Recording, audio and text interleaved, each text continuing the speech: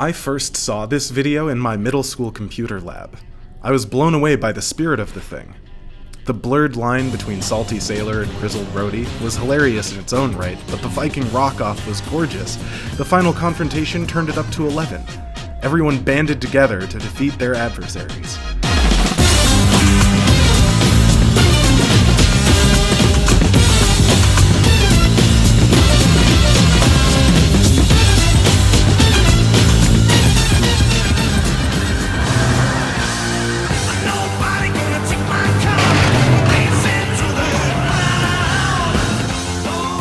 House parties introduced me to Rock Band.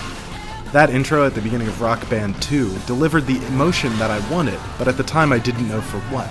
Mostly it delivered with timing, everyone flying, landing together on beat, and then continuing the action.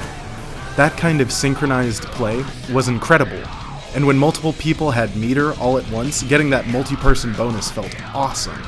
You were all rocking out together. Amplitude was very similar in my mind. You raced down a futuristic highway, zapping notes in your lane. Each lane was a track and you jockeyed for positions, trying to get the longest combo or the highest score. Finishing entire measures got you random power-ups that could destroy tracks or knock other players out in true Mario Kart fashion. Unlike Rock Band, this game used competition instead of collaboration to build a song. Much later, I was introduced to Artemis. Several intoxicated get-togethers evolved into a sophisticated Star Trek roleplay. A communal TV became the main screen, while everyone took up a different role on their laptop or phone. Information was relayed between science and weapons, engineering and helm, and the captain facilitated those interactions.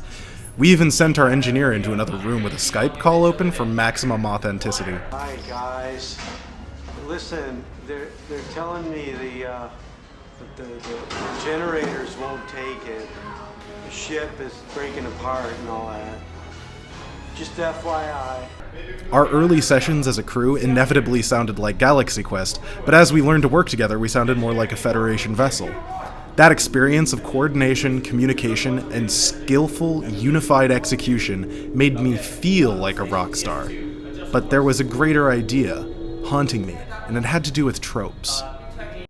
Just recently, all of these thoughts resurfaced while I was bouncing ideas off of my brother. I wanted to make a game where your role or class was determined by what crappy, discount peripheral you could get at a Goodwill, and make one for all of the stereotypical plastic outcasts. Earlier, we had talked about getting him learning the Unreal Engine on a fun, lightweight bridge simulator like Artemis, and then I had this epiphany. Of course! Great Scott! This is the game I wanted to make! That Viking rock-off is exactly the fantasy I want to convey. I want to algorithmically generate target notes to come at you, and hitting those notes would perform a role or function. Drums could make you go forward, tempo would change your speed, bass would steer the vessel by choosing between a few separate streams of notes coming at you, like in sequence or beyond the echo, or whatever it's called. Guitar would run the weapons, firing volleys of layers or missiles and sick riffs. Science would be on the piano, keeping energy flowing to the shields with chords on one hand, and be scanning ships with melodies on the other.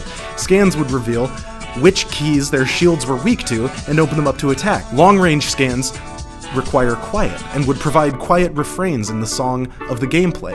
Comms could be vocals, who knows what that would look like. Taunt the enemies musically, bonus for rhyming couplets. Solos would focus the ship's energy on that system, so if there was a drum solo, you would go really fast. Guitar would be full power to the weapons, bass would be maneuvering, and rarely used alone, which makes sense. Then, as everyone is doing stuff, they build meter and the captain slams his only solitary button, which activates star power, and the key ups and the tempo increases, and the final barrage is fired.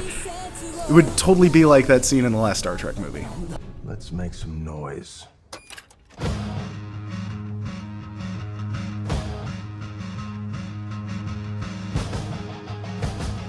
That's a good choice.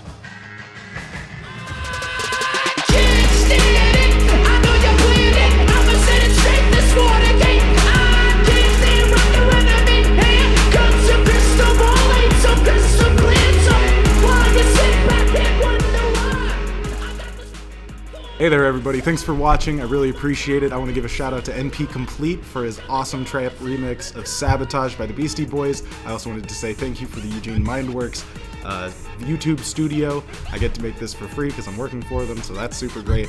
Did you like this video? If so, like and subscribe, comment about it, let me know if you want me to keep pitching all these crazy game ideas I have stored up and written on Google Docs.